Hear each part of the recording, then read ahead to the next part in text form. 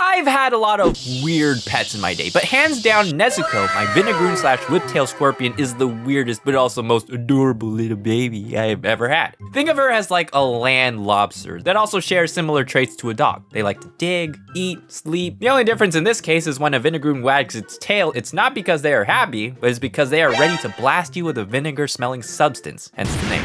Ugh.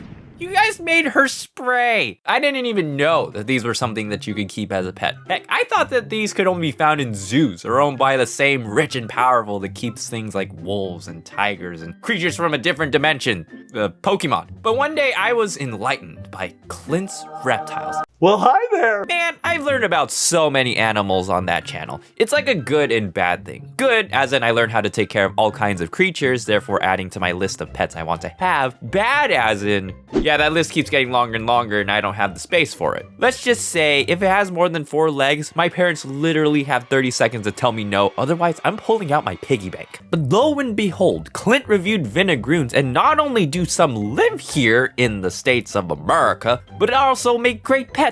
I mean, look at that score! Almost 5 out of 5 chameleons! That's insane! So we got something that's cheap, looks awesome, will definitely impress the ladies, lives up to 25 years, and best of all, won't die if, say, I accidentally forget to feed it for a week or 2. Perfect! At least that was until I tried to buy one. See, that video must have inspired hundreds, if not thousands of others like me that wanted to buy one, because everywhere I looked online, they were sold out. And let's be honest, I couldn't count on my local PetSmart or Petco to sell these things. I did find one place that was selling them, but it was like $100 for shipping alone. I want a vinegaroon, but not that badly. So how did I manage to get Nezuko? A website called Rainbow Mealworms. It wasn't even on the first page of the search results, but there was a listing. They sold feeders like crickets, mealworms, and waxworms, roaches, flies, and all the way at the bottom, they just happened to also sell vinegaroons. It was very suspicious. It wasn't that expensive, and I figured best case scenario, I get what I paid for. Worst case scenario, it's somehow a scam and I lose out on like $20. It's worth a try. And who knew? A few weeks later, Nezuko arrived on my doorstep. Nezzy for short. Thank you, Rainbow Mealworms, for not being a scam. Great website. Hashtag not sponsored, but if interested, hey. I chose that name because she may seem scary on the outside, but she's actually very cute once you get to know her. But of course, she is still very strong and terrorizes her prey. Following months, she was great. Pretty sure she was a she.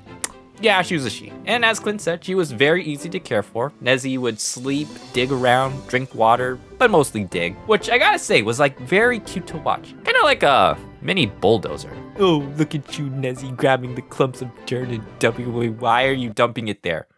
Cute, yes, but it is annoying when she constantly puts dirt in her water dish. Nezzy, stop. No, don't put it there.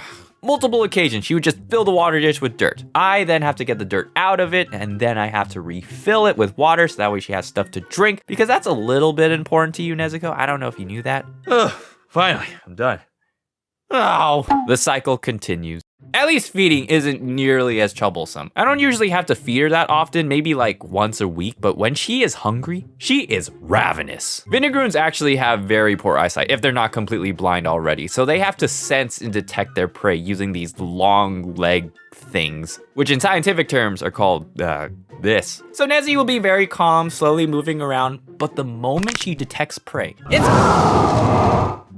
and once she has her prey, it is the hug of death as she squeezes the prey and munches on them with her claw-like jaws. Very much like a stuck between the spikes and teeth kind of situation. So, yeah, doesn't sound fun to me. Sucks to be you. One time a dubia roach tried to escape by digging into the ground, but that wasn't good enough. Nezzy already found its location and dug after it. Clever girl. Ah, yes, she truly didn't disappoint. Really did seem like she was turning out to be another perfect pet. But I wasn't prepared for what happened next. I began to notice that Nezzy didn't come out as much, a lot less holes that she dug, and soon it turned into a week since I've seen her walking around. Last time one of my pets went missing for a whole week, I found out it escaped into the house and I haven't seen or heard from it since. But this time I was like 98% sure Nezzy didn't escape. Vinegaroons are definitely not the best climbers, so basically if you have an enclosure with a lid, it's considered vinegaroon escape proof. It was only after a bit of exploring that I found her near the bottom of the enclosure inside a closed off cave. what do you think is happening right now? I did some research online, and supposedly this behavior appeared to be that Nezuko was in hibernation. Last I checked, there isn't a clear answer as to when or why they do it. It's just that vinegaroons will hibernate at random from anywhere between a few weeks to 6 months. Ah, okay, well that makes me feel a whole lot better. I will just take that information for what it is and completely trust it, and I will go about my day and not worry about a thing. Is not something I said. I've never dealt with this before. If any of my pets hibernated, it's because they were dead. Nezuko being in hibernation left me with more questions than answers, with the most important question being, what the heck am I supposed to do when she's in hibernation? Do I need to make the temperature warmer, colder? Can she die in hibernation? Do I need to do something to cue her out of hibernation? Sacrifice 2 monsters in play, spend 8 ink? I really wish I could ask somebody like Exotic Slayer. I know he had one time, except it died, so that's not very helpful. With no real answers or guides, yeah, I was pretty stressed. Gee, thanks a lot, Clint. Yeah, vinegaroons are easy to take care of. May have forgot to mention they might randomly hibernate for half a year though, which I feel like is an important detail to include so new owners such as myself know what to do and when this happens and not panic. But okay, let's not do anything too dramatic. But the most important thing that I had to tell myself is that no matter what, no matter how impatient I may get, under no circumstances am I going to try to dig her out and wake her up. And so, the waiting began. Weeks went by, soon turned into a month, then 2 months. Every now and then, I will do the normal maintenance check of checking the temperatures, refilling the water dish, observing her activity, and then soon winter came and went, and it was like by month 6, I think that's when I became even more paranoid. To the extent that I would have dreams that I would see Nezuko walking around finally, only for me to have to wake up to reality that she is still asleep. And yeah, I have had that thought. What if she never wakes up? But then things began to change. It was month 7 when I noticed in her enclosure that a small tunnel was formed, just below breaking the surface.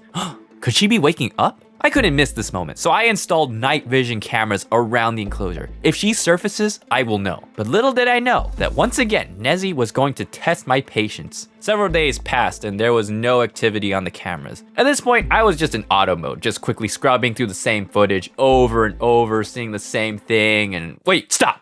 Go back. Like catching Bigfoot on camera.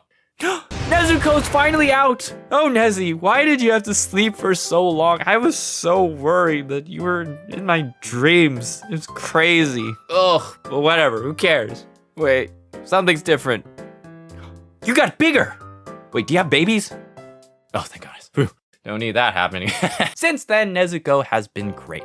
Back to her usual digging. No, not again. Eating. And whenever she goes into hibernation, this time I just feel assured that when she is ready to wake up, she will.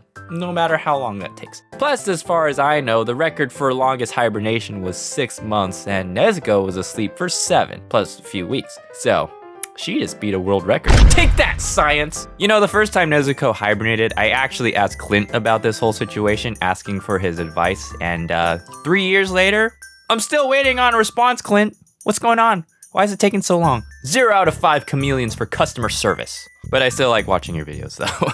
Anywho, hey, if you're new here and you like this video, then I think you'll definitely like this other one where a giant venomous centipede escaped in my house. It was insane. I'll put that over here. And if you're not new here, well, go watch it anyway. Don't worry, I will tell Nezuko that you said hi, but she's actually in hibernation right now, so I'll just have to tell her when she wakes up, which will approximately be a few months. So be patient. Thank you so much for watching. I will see you in the next one, but until then, have a tofu-tastic day.